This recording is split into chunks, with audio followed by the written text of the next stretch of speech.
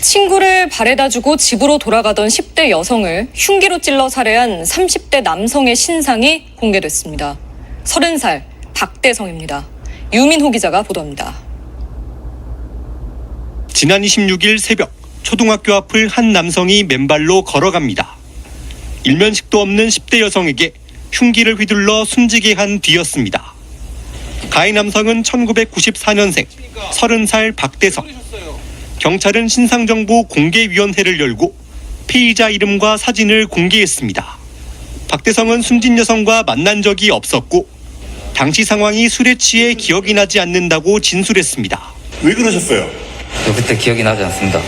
죄송합니다. 근데 증거가 다 나왔기 때문에 부인은 하지 않습니다. 가해자 박대성은 경찰이 신상을 공개하기 전부터 사건 발생 지역과 인터넷상에서 이름과 가게가 알려졌습니다. 이 때문에 일부 공분한 시민들은 해당 가게에 달걀을 던지는 등 분노를 표출했습니다. 피해자를 향한 추모도 이어졌습니다. 더는 외롭지 않게, 지켜주지 못해 미안하다. 사람들은 추모글과 꽃을 남겼습니다. 지켜주지 못해서 정말 죄송합니다. 미안하고요. 가슴이 너무 아프네요. 숨진 여성은 18살, 경찰을 꿈꾸며 대학 진학을 준비했던 것으로 알려졌습니다. 사건 현장에 마련된 분향소에는 추모를 위한 시민들의 발길이 계속 이어졌습니다.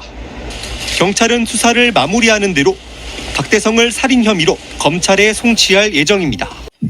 법원에 출석하는 오늘 오전 10시에 혐의를 인정하느냐? 죄송합니다. 증거가 나왔기 때문에 부인하지 않겠다. 이것도 사실은 좀 다른 범인들에 비해서 좀 독특하죠. 그러니까 부인하느냐? 기억나지 않는다. 소주 4병을 마셔서 증거가 나왔기 때문에 부인하지 않겠다. 그러니까 자신이 했다는 얘기예요? 아니면 안 했다는 얘기예요? 그러니까 객관적인 증거가 있기 때문에 부인하지 않겠다라는 거예요. 객관적으로 부인하지 않겠지만 기억나지 않는다 이 얘기입니다. 그러니까 심신미약, 상실을 얘기하는 거죠. 지속적으로 소주 4병. 근데 실제로 그 찜닭집 안에 소주병이 한 2-3병 뭐 더 있을 수도 있고 저 다 안쪽에 혼자 마셨다는 거예요. 혼자 4병을 마실 수 있냐? 마실 수 있죠. 뭐 10병 못 마십니까? 그런데 이게 얼마나 시간을 두고 마셨느냐? 예를 들면 뭐 서너 시간 넘게 4병을 먹었다 그러면 사실 30대 젊은 사람 그렇게 확 취했나? 모르죠. 그러니까 말하자면 여기서 이제 우리가 봐야 되는 건 이 사람의, 이 범인의 평소 알코올의 분해, 그리고 얼마나 먹고 평소에 어느 정도의 술 먹으면 폭력성, 아니면 말 그대로 기억이 안 나는 블랙아웃이 되는지. 하필 요새 백설공주에게 죽음을이라고 하는 변영주 감독의, 물론 그거는 외국의 그 소설을 기반으로 한 거지만 블랙아웃이 주제예요. 모방인가? 글쎄요. 그러니까 제가 가장 안타까운 게 이겁니다. 국가수도 있고 아니면 특히 이제 국가수라든가 대검의 과학수사도 있고 이런 거죠. 그러니까 많은 사람, 적지 않은 사람들이 술을 먹고 블랙아웃을 주장을 하고 뭐 생각이 안 나 이런 걸 하면은 이제 내가 국가수라든가 아니면 그런 관련된 사람이라고 하면은 적어도 술을 얼마를 마시고 얼마의 시간 안에 얼마의 양을 마시고 시간은 어느 정도고 아니면 체중이 얼마 아니면 이 사람의 뭐 예를 들면 어떤 뭐 키, 몸무게 아니면 심리적 상태 이런 거의 변수를 다 조합을 해갖고 그런 데이터를 어느 정도 만들겠어요. 근데 사실 우리의 이걸 수사기관이 하기는 좀 애매하지만 적어도 사법부 아니면 검찰 아니면 이거를 담당하고 있는 국가수의 특정한 어떤 부서라 이런 데에는 적어도 그런 어떤 기본 데이터는 있어야 되는 거 아닌가요? 위드마크 공식도 실제로 외국 사람 기준으로 하지 우리나라 사람 기준한 건 없어. 마약, 물뽕 뭐 이런 것도 키트도 만들지도 않아. 이제 겨우 뭐 몇 개 만들었다고 하네 또 그것도 웃겨. 그러니까 영 마음에 안 들어. 국가수나든가 경찰 애들, 검찰 애들 마찬가지고. 그러니까 얼마나 많은 자들이 블랙아웃을 주장하고 심신미약을 주장한다. 그러면은 좋아 실제 그렇죠 그래 그게 좋아. 그러면은 얼마에 어느 정도 나면 적어도 어느 정도의 기억이 있고 어느 정도의 기억이 없고 아니면 뭐 이런 부분을 데이터를 가지고 처벌을 하면 처벌을 했든 아니면 뭘 했든 이렇게 하지. 그냥 그 당시에 뭐 생각이 저기 어떤 사리 판단이 됐는가 안 됐는가를 판사들이 판단을 해. 판사가 뭔데? 판사가 무슨 능력이 있어? 그냥 지 상식선에 지 상식이 있어 걔네들이. 판사가 그냥 자기 그냥 그 말 그대로 그냥 그 자기 상식에서 하는 거지. 그냥 자기 생각에 하는 거지. 이 정도 비과학적이에요. 그러니까 부검이들도 있고 뭐 예를 들면 국가수의 어떤 이 약물 분석하는 사람들이 그러면 최소한 어떤 뭐 국책 연구까지는 아니어도 그냥 간단하게 데이터만 모아봐도 충분히 얘는 할 수 있는 거를 생각해 보세요.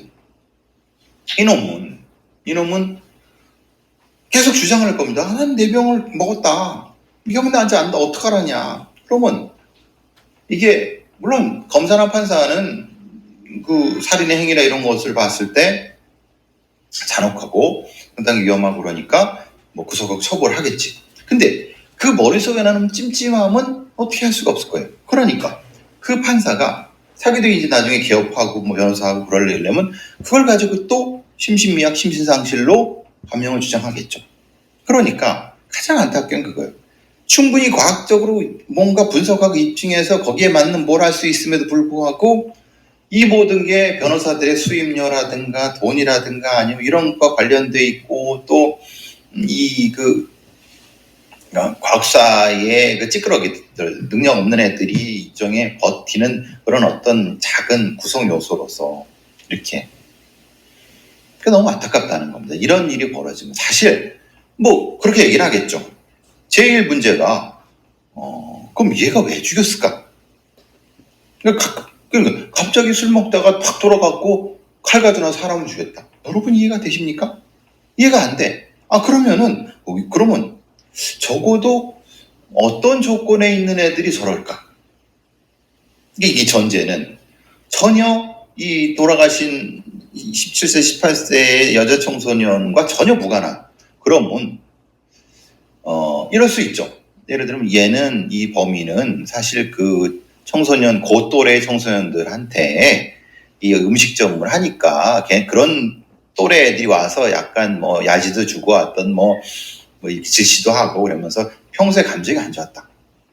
그러니까 그 감정이 술을 먹어서 폭발해갖고 지나가는 그 또래에서 뭐 이런 식으로 설명을 하든가. 그럼 그게 어떤 조건 때문에 그런가? 그러면은 이런 종류의 술을 먹어서 갑자기 폭발하는 사람은 술을 팔지 못하게 한다. 흔히 말하는 술집을 경영하지 못하게 한다. 배달하지 못하게 한다. 아니면 이런 사람들을 칼 쓰는 직업을 못하게 한다. 요리 같은 거.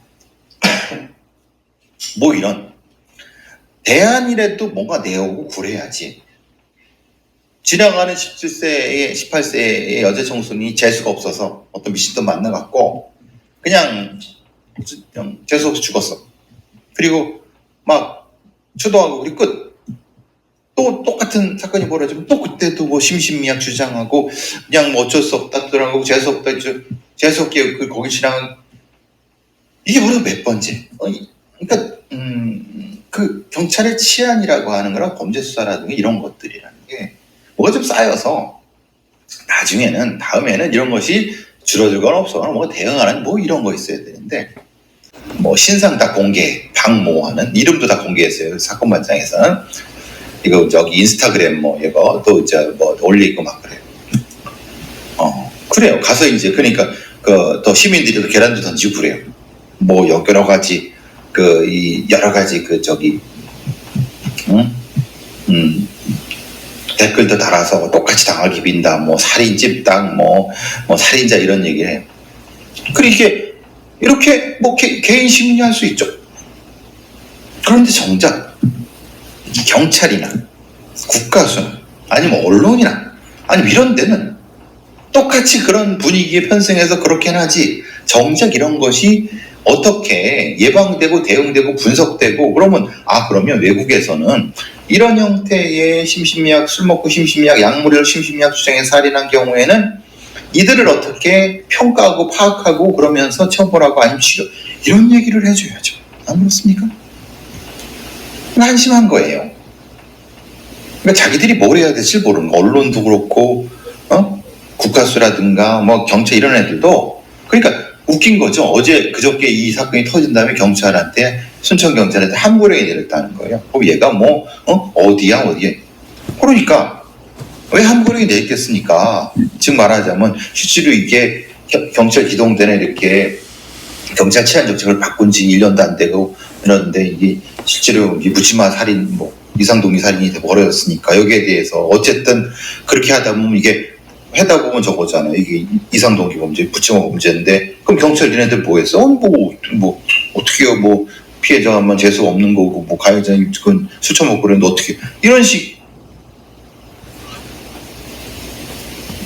작년에도 그랬고 재작년에도 그랬고 5년 전에도 10년도 똑같아요. 그럼 뭐 달라지는 건 있나요? 그러니까 제발 범죄가 발생한 범죄를 분석하고 거기에 대한 배경적인 대응이라든가 뭔가 이런 걸 하고 그래서 만약에 이렇게 되다 보면 좋아. 아까 말한 대로 뭐 이렇게 되면 나오는 거야 뻔하겠죠. 뭐 여자 청소년이나 여성들은 밤에 다니지 마. 이건 대응이 아니죠. 조심해. 이것까지는 가능해요. 그러면 뭔가 CCTV를 더 단다든가 아니 CCTV 단다고 그게 그러지 돼 있진 않겠죠? 그러면 아까 말씀드린 것처럼 뭐든 여러 가지 뭐 답이라도 나와야지.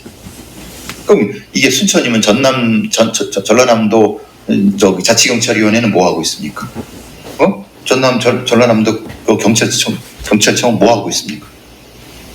그러니까 자기가 해야 될 어떤 일을 하지도 않고 그냥 꼭 담을 빚는 인간들. 국가수, 전남 경찰청 자치경찰위원회부터 시작해서 순천시 뭐 하다못해 그 범행이 있었던 그 고직에 그 가로등이라도 하나 더 켜주든가 아니면은 뭔가 이렇게 하면 비상벨을 누를 뭐 나와야지. 하여튼 이 한심한 것들은 자기 일 안 하고 그냥 국민이 시민이 재수없이 당한 거 미친놈 때문에 이건 아니라고 저는 이건 아니라고